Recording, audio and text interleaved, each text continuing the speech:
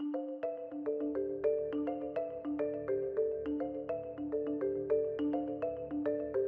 CEO Peer Council, also known as Insight, is a network of strategic leaders in manufacturing.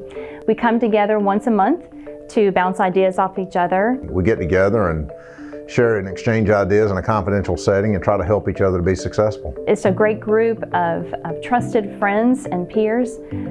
They help each other by challenging each other, keeping each other accountable, and it also introduces them to resources that they didn't know were available to them. As a business leader, sometimes it can be lonely at the top. You don't always have people to rely on, but you create a network of friends who can hold you accountable and help you improve your business and grow. A lot of times we just don't have somebody that we can talk to, and now this gives us that forum, that group of individuals and people that we can get together and talk with, and that understand really what we're going through. I've gotten to know and trust the other members of the group, and we all have something to do with manufacturing. So I can bring a question to the group and who've probably faced that problem or have seen it solved and give me good ideas and suggestions. And they also provide accountability and make sure that I follow up on one of those, those suggestions. What I've seen this year, like many businesses, is the shock of COVID shutting us down, challenges with supply chain,